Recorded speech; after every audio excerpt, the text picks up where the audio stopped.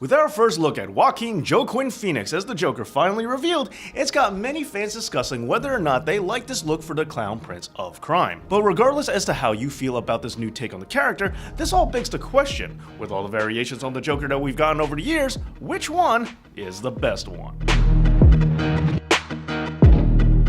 Welcome back to Judge a Character, the show that reviews different interpretations of comic book characters and decides which one should reign supreme. Now, the Joker has had a long history with many different ways to play the role, not to mention all the different ways he's changed in the comic books as well. In fact, DC even decided to go ahead and acknowledge all of these changes by saying that there were 3 different Jokers, not one, all along. Now, in the beginning, the Joker was inspired by the film The Man Who Laughs and was meant to be a simple one-off character. But since then, he has morphed throughout the golden and silver age of comics all the way to the modern day, evolving with the times. Sometimes he's been portrayed as a silly prankster, and other times he's been portrayed as a psychotic killer, and he's also been everything else in between. And on screen, things have been just as chaotic. Let's begin with Cesar Romero in the Adam West Batman series. Now first, I just want to say that the Joker shouldn't be sporting a mustache that's hidden up by makeup. And secondly, I want to point out that this version of the comic book character was more akin to what was going on in the Silver Age comics that were happening at the time, silly, campy, and more kid-friendly. But then in the comic books, Neil Adams and Denny O'Neil started bringing Batman and the Joker to a much darker place starting in the 70s. This trend then peaked with Alan Moore's Killing Joke and Frank Miller's Dark Knight Returns. This gave way to the Joker being played by Jack Nicholson, an interpretation which was exactly that. Still awesome, but it was very much just Jack Nicholson wearing Joker makeup. I mean, his character was even given the name of Jack. They weren't exactly trying to hide it from you. Now, this Joker was a mobster who killed Batman's parents and then fell into a vat of chemicals years later during a confrontation with the Cape Crusader. Other times, his Killing Joke origin is used, which has him shown to be a failing comedian with a wife and baby on the way who reluctantly works for a gang as the Red Hood in order to make a quick score.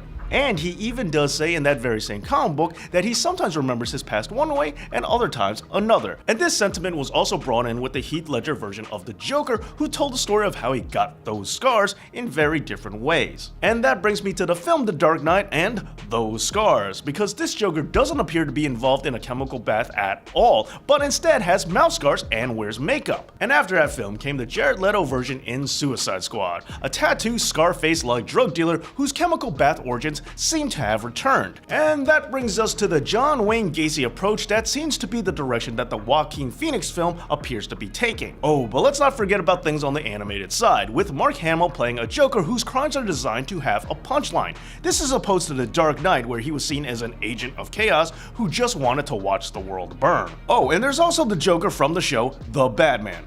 But look, spoiler alert and all, I won't be picking that Joker, so let's just move on. Now, that all brings me to the last 3 issues that I'm going to be discussing here.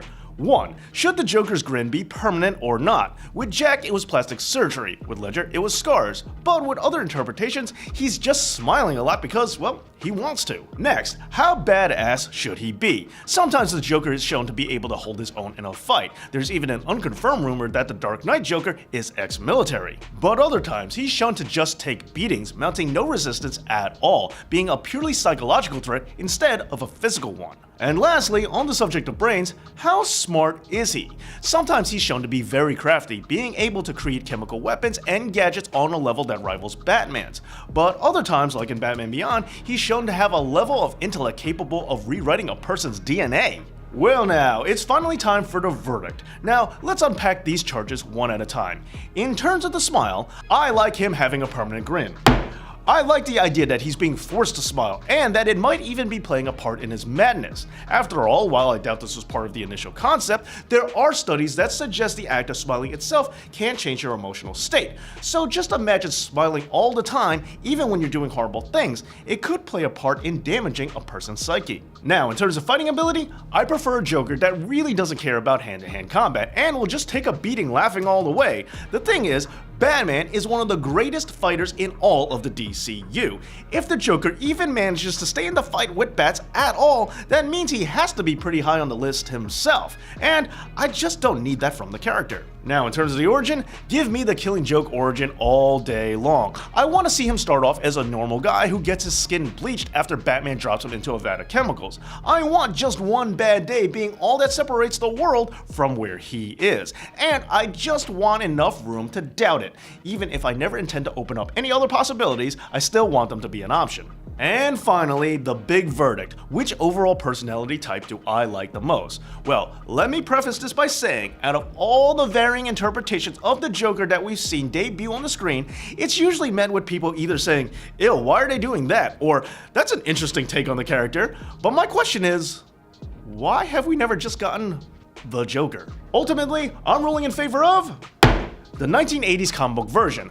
While Cesar Romero was comic accurate for the time, and the animated series was very good, but limited by being a kid's cartoon and not allowing the Joker to be a real serial killer, and while Jack Nicholson was hovering in the area, we never got to see a truly comic book accurate Joker in any film that follows the 1980s comic book version. Even with Ledger's different portrayal being very popular, and Joaquin Phoenix's new look surprising many fans, and Jared Leto having many fans talking about those tattoos, I just want to know, why do we keep getting these new, askew, fresh interpretations of the character? Why can't we just get the straight up Joker? Anyway, the verdict goes to the Alan Moore Joker. But what do you think? Let me know down in the comments, and don't forget to subscribe right here to Dave Knows Comics. Thank you so much for watching, and as always, Dave knows.